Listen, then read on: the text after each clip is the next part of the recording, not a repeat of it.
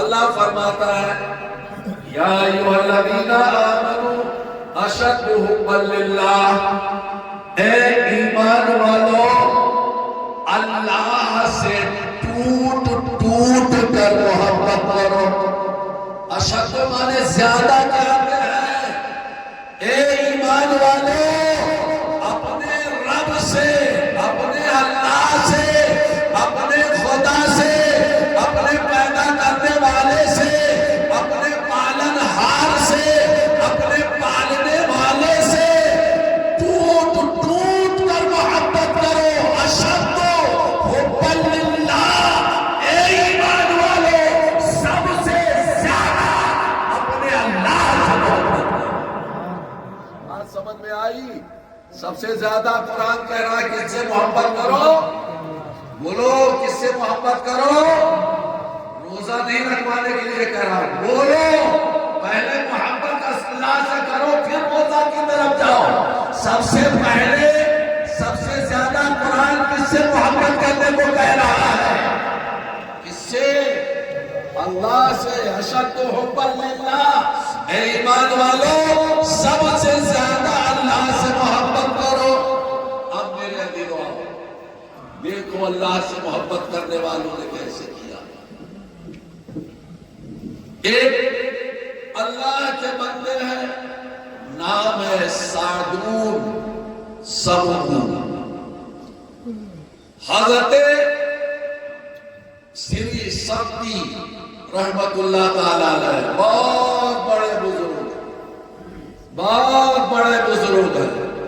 انہوں نے دیکھا کہ سعدون سمعون اپنی ہتھیلی پر اللہ لکھ رہے ہیں۔ کیا لکھ رہے ہیں؟ آج تک اپنے گاؤں میں کون دیکھو تو بیٹھ کے اپنی ہتھیلی پر اللہ لکھ رہا؟ منا تو لکھیں گے، ایک سے بیچارے عاشق کون نہیں ملا تو اپنی کہیں لاؤ اپنے شریک زندگی کا اعتبار، لیکن وہ اللہ کے بندے ہاتھ پر اللہ کا نام لکھ رہے۔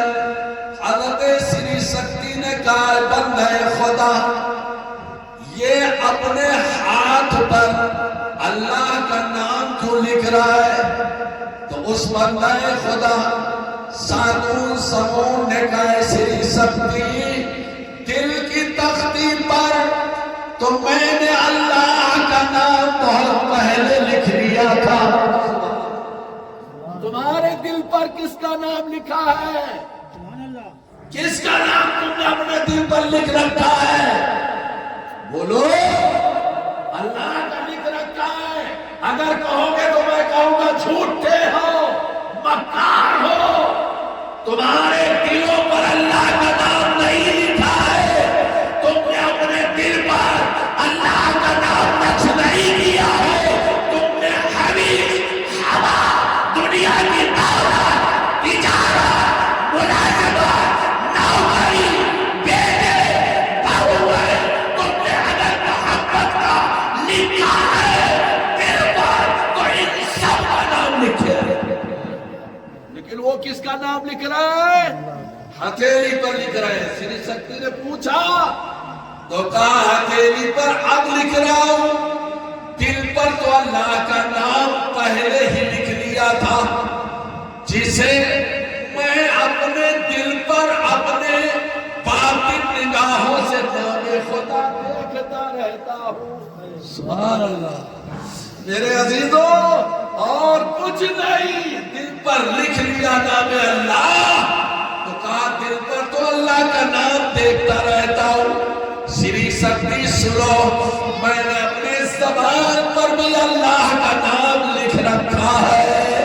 سبحان اللہ۔ ہماری زبان پر تو گالیاں ہے، ہماری زبان پر تو بےہودگیاں ہیں، ہماری زبان پر تو چغلی ہے، ہماری زبان پر تو غیبت ہے۔ اے چغل خورو، اے غیبت کرنے والوں، کل کی جو رات آ رہی ہے گنہ سے گنہگار بخشا جائے گا، چغل خور اور غیبت کرنے والا نہیں بچا جائے گا۔ کہا یہ رات رحمت ہے، وہی یہ رات میرے پیارے دوستو عبرت بھی ہے۔ اور بڑی رات بڑی رات بڑی رات، فرض ایک نہیں پڑھتے ہیں بس اس رات میں یہ بچتے ہیں۔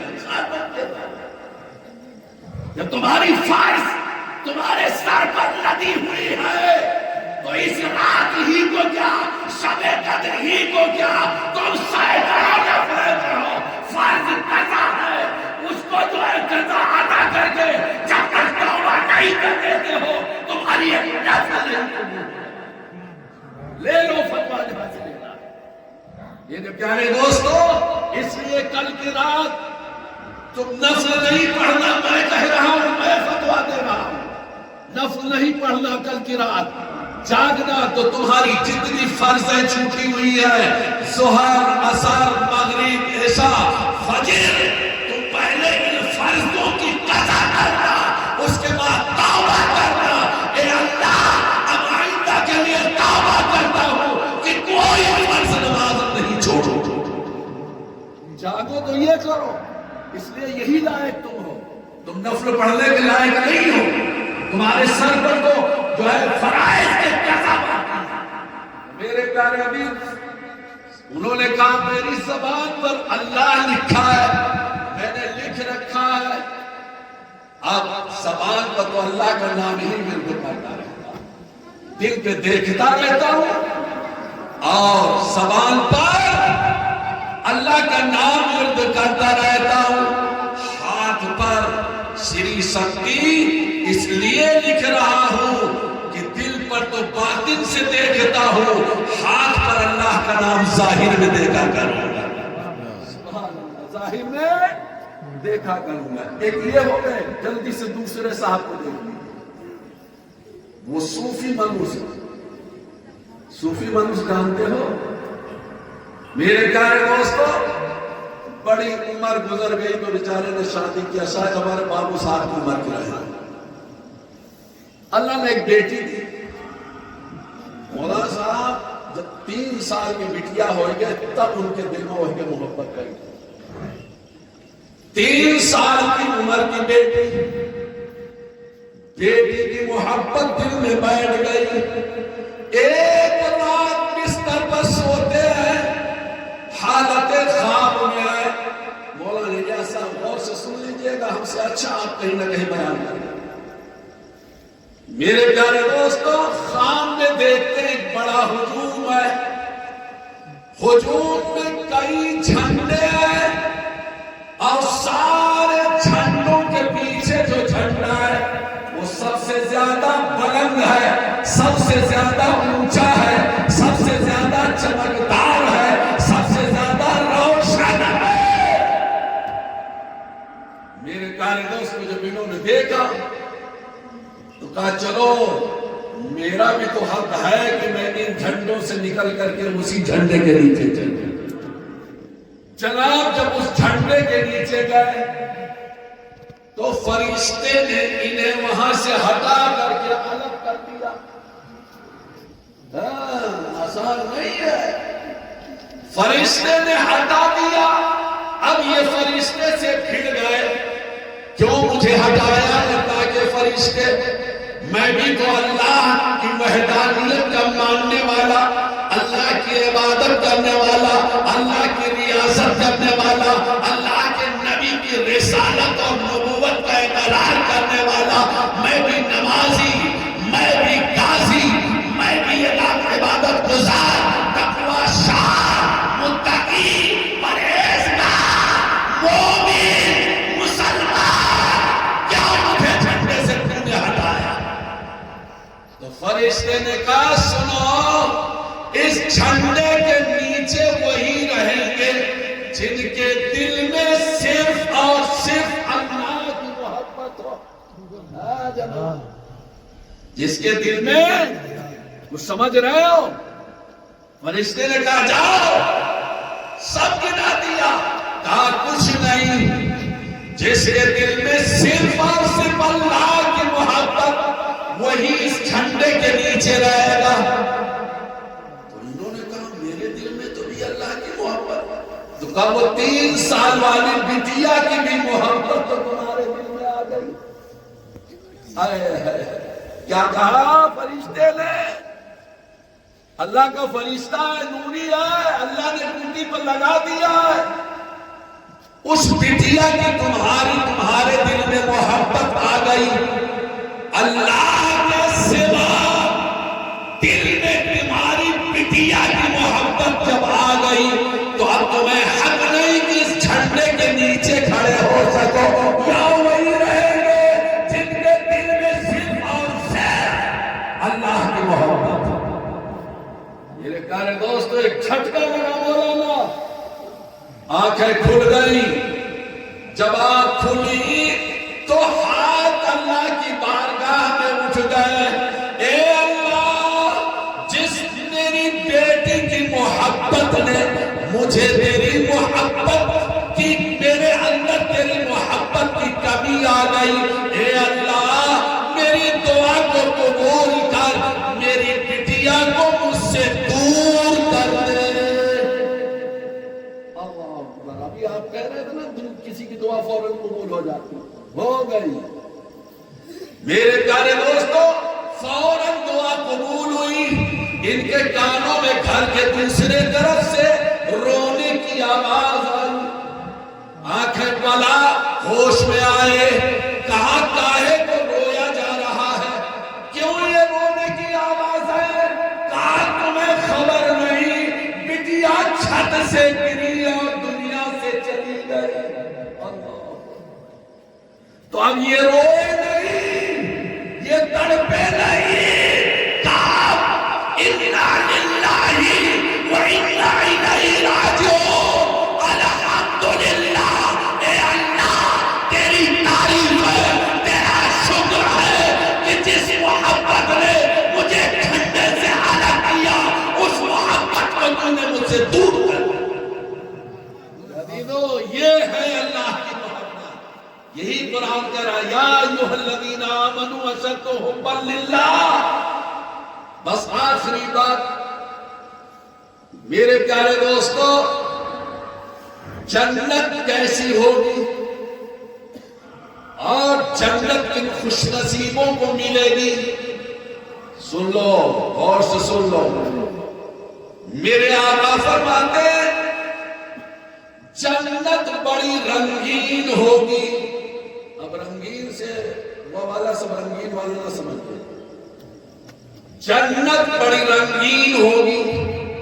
میرے آقا فرماتے ہیں جنت کے کمرے کئی رنگوں سے رنگے جائیں گے.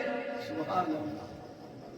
میرے پیارے عزیز آقا فرماتے ہیں ایسی جنت ہوگی، ایسی رنگین ہوگی، کمرے ایسے رنگوں سے رنگے جائیں گے کہ نہ کسی کی آنکھ نے ایسے کمرے دیکھے، نہ کسی کے کان نے سنے، اور نہ کسی کے جو ہے میرے پیارے دوستو زبان نے ایسا بیان کیا جیسے کمرے جنت کے ہوں گے.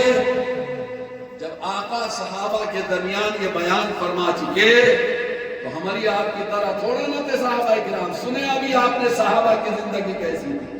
کہا یا رسول اللہ، جب جنت کے ایسے اعلیٰ محل ہوں گے، ایسے روشن چمکدار رنگین کمرے ہوں گے، تو میرے آقا یہ بھی فرما دیا جائے کہ وہ خوش نصیب جنت کے کمرے وہ جو ہے اچھے اور بہترین جنت کے کمرے کن خوش نصیبوں کو ملے. اب سن لو کام. جب صحابہ نے کہا یا رسول اللہ، وہ کن خوش نصیب آپ کے امتیوں کو اور اللہ کے بندوں کو وہ جنت کے محل ملیں گے. میرے آقا سرور کونین نے فرمایا وہ 3 عمل کرنے والوں کے لیے وہ محل. کیا عمل کرنے والوں کو؟ 3 طرح کے عمل کرنے والوں. سنو، پہلا عمل جو میرے آقا نے فرمایا، میرے آقا سرور کونین صلی اللہ تعالی علیہ وسلم نے ارشاد فرمایا کہ ان میں سے وہ جو روزے رکھے، ہمیشہ روزے رکھے، اسے ملے گا جو ہمیشہ روزہ رکھے، جو ہمیشہ روزہ رکھے، اور جو راتوں کو اٹھ کر کے جب ساری دنیا سو رہی ہو تو وہ اللہ کے لیے تہجد ادا کرے۔ تہجد رات ہی میں تو پڑھی جاتی، دن میں تو نہیں پڑھی جاتی، وہ آدھی رات گزر جانے کے بعد۔ میرے پیارے حدیث، یہ دو عمل میرے آقا سرور کونین صلی اللہ تعالی علیہ وسلم نے فرمایا۔ تو صحابہ نے کہا یا رسول اللہ صلی اللہ تعالی علیہ وسلم، بڑا سخت عمل، ہمیشہ کون روزہ رکھ پائے گا؟ ہمیشہ کون سب کہاں تہجد کی نماز پڑھ پائے گا؟ تو میرے اور آپ کے آقا سرور کونین نے فرمایا میرے صحابہ، ہمیشہ روزہ رکھنے کا مطلب یہ ہے کہ ماہ رمضان کے روزے رکھنے کے بعد جو شوال کے 6 روزے رکھ لیں گویا وہ ہمیشہ روزہ رکھنے کا۔ سبحان اللہ، وہی جنہیں نفل کے روزے کہتے ہیں، ماشاءاللہ ہماری ماں اور بہنیں اس میں آگے ہیں، رمضان کے بھی روزہ رکھتی ہیں اور 6 نفلی روزے بھی رکھتی ہیں۔ اور پھر میرے آقا سرور کونین صلی اللہ تعالی علیہ وسلم نے فرمایا کہ رات کو تہجد پڑھنے کا مطلب یہ ہے کہ جو فجر کی نماز با جماعت پڑھے اور عشاء کی نماز با جماعت پڑھے، ان دونوں نمازوں کے بارے میں مولانا میرے آقا نے فرمایا ہے کہ اگر لوگوں کو معلوم ہو جائے کہ عشاء اور فجر کی جماعت میں اللہ کتنا ثواب دیتا ہے تو گھٹنوں کے بل گھسیٹ کر کے لوگ مسجد میں جائیں۔ تو میرے آقا نے فرمایا کہ جو عشاء اور فجر دونوں نمازیں جماعت کے ساتھ ادا کرتا رہے گا گویا وہ تہجد یعنی رات کو نماز ادا کرنے والا ہے۔ اور سونے والوں سے مراد نام لے کر میرے نبی نے فرمایا جو سوتے رہتے ہیں وہ یہود ہیں، وہ نصارہ ہیں۔ تو اب یہاں میں کہہ سکتا ہوں کہ فجر کی نماز نہ پڑھنے والے، فجر کی ٹائم جو سو کر کے گزارتے ہیں آقا کے فرمان کے مطابق، ان کا عمل یہود و نصارہ۔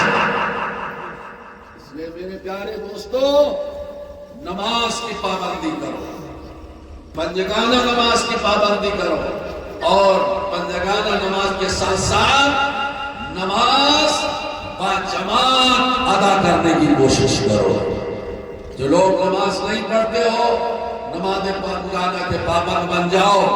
اس لیے ایک جگہ میں نے دیکھا ہے کسی کی تحریر کی بغیر فرض ادا کیے جنت نہیں ملے گی۔ فرض کا خیال رکھو۔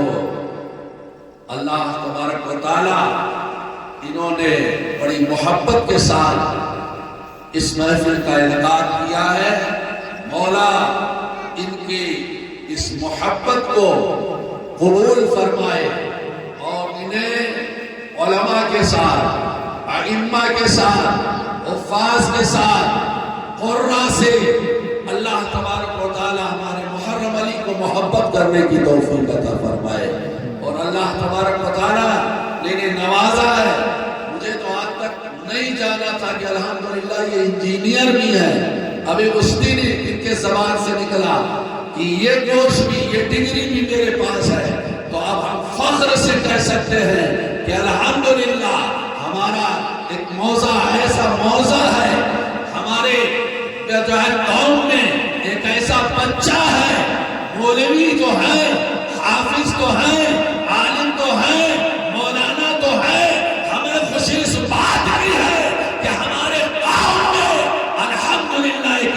کلیئر کر دیا۔ بڑی خوشی کی بات ہے، کسی کا کوئی عہدہ سن کر کے، ڈگری سن کر کے جلنا نہیں چاہیے۔ کچھ لوگ تو جلے ہوں گے، جلتے ہوں گے بیچارے۔ اللہ کرے حاسدوں کا جو ہے کباب جل کر کے، دل جو ہے جل کر کے کباب ہو جائے۔